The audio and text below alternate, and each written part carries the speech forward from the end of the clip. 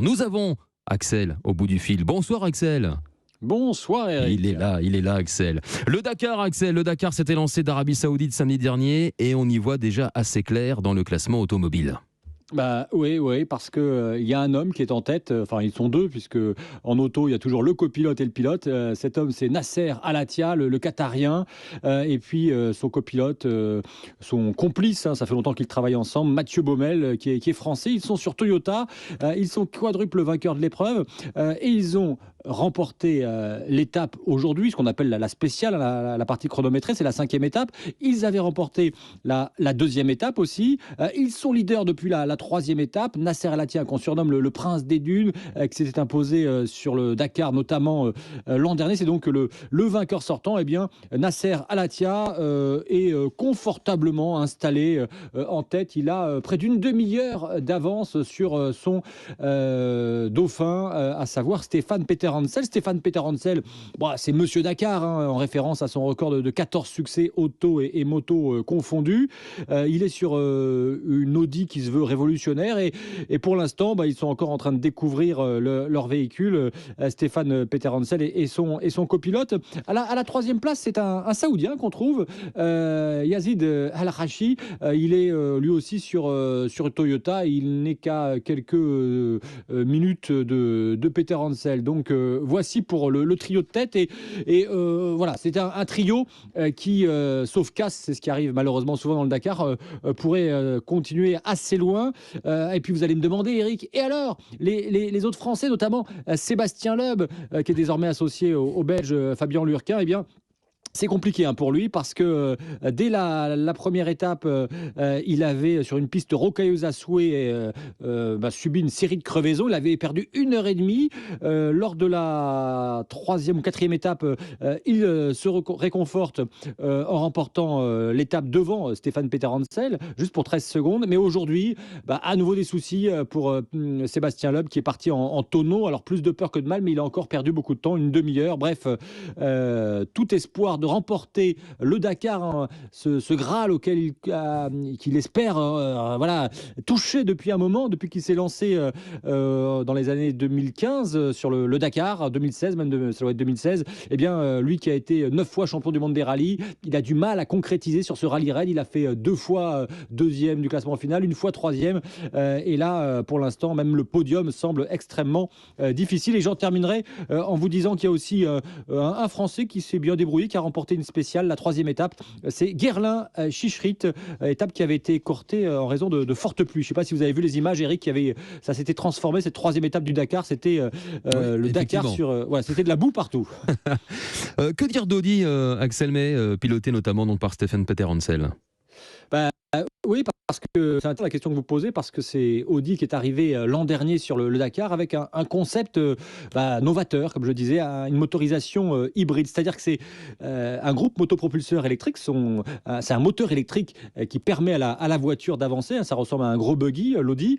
Mais comme vous ne pouvez pas recharger les batteries aisément dans le désert, vous vous en doutez, c'est un générateur à essence pour recharger les batteries. En gros, c'est, pour faire très simple, un moteur à essence qui alimente la batterie qui permet à la voiture d'avancer. Cette motorisation hybride fait que c'est assez particulier à conduire. Peter Hansel expliquait qu'il faut s'adapter notamment à l'absence de bruit du moteur hors des phases d'accélération. Lorsque vous décélérez, vous n'entendez quasiment plus le bruit du moteur et c'est assez perturbant.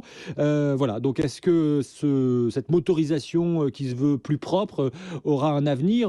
On peut l'imaginer parce que quand même Audi c'est une énorme puissance financière.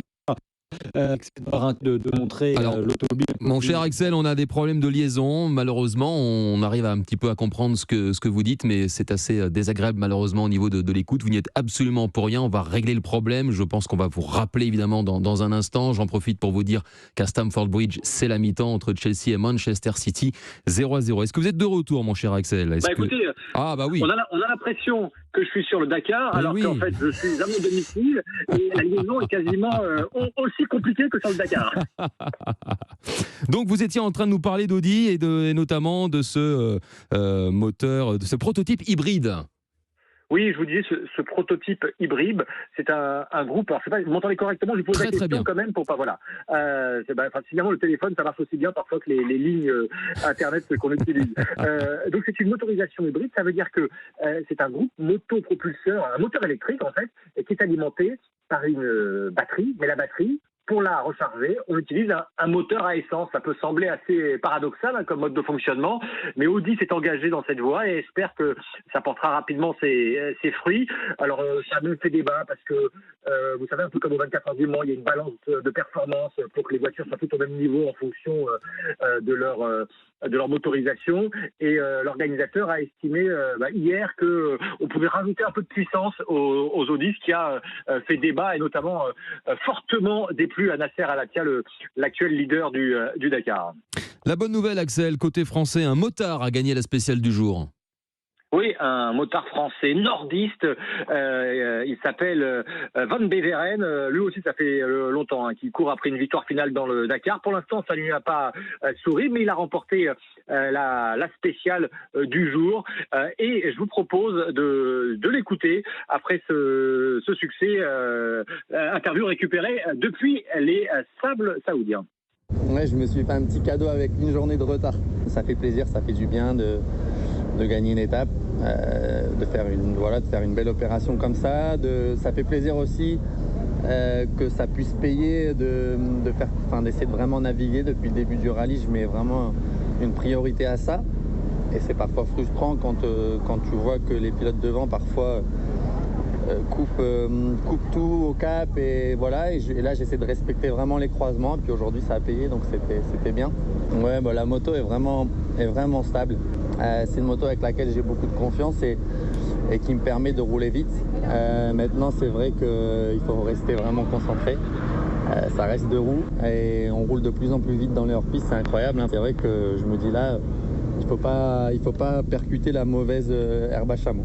Bravo Adrien Van Beveren sur sa Honda qui signe, Axel, la première victoire française sur cette 5e étape désormais du Dakar. On en parle ce soir, Axel, du Dakar, mais on a quand même l'impression que cette course, dont c'est la 45e édition, est une course qui intéresse de moins en moins de monde. Bah oui, allez demander dans la rue, à part les passionnés, un peu de personnes sont capables de vous dire que le rallye raid qui s'appelle encore Dakar après 15 ans après avoir quitté l'Afrique, que le Dakar a débuté le week-end dernier. Et pourtant, il y a des grands noms, des sports mécaniques. On en a parlé avec Sébastien Loeb, Peter Hansel, pour ne citer que les Français. Il y a aussi Carlos Sainz, par exemple, l'Espagnol. Je vous propose d'écouter un motard qui est désormais engagé en SSV. C'est une catégorie de mini-buggy, Xavier de Soultré, qui dispute son 10e Dakar, et il nous explique que oui, le Dakar est sans doute un peu moins médiatisé en France. C'est vrai que la notoriété a baissé en France autant qu'elle a explosé à l'international. C'est une course qui a de plus en plus d'intérêt, il y a de plus en plus de partenaires, de constructeurs, il y a même Audi qui est là cette année. Mais je reçois vraiment beaucoup de soutien, même de jeunes, de moyens jeunes, de mamies trop mignonnes qui m'envoient des lettres chaque année. Il y a des gens à qui ça plaît beaucoup encore. Alors à quand, en 1 minute, il nous reste 1 minute, Axel, à quand un Dakar hors d'Arabie Saoudite ? La question, c'est qu'après 29 ans en Afrique et l'annulation en 2008 pour cause de menaces terroristes, 11 ans en Amérique du Sud, c'est la 4e édition en Arabie Saoudite. Et initialement, ASO, qui est aussi l'organisateur du Tour de France, espérait aller en Jordanie, dans les pays voisins. Sauf que la première année, en 2020, c'était pour voir l'Arabie Saoudite. Ensuite, il y a eu 2 années de Covid. Les menaces terroristes qui sont aussi présentes, notamment un pilote français qui avait été gravement blessé l'an dernier, qui sont aussi présentes dans la région.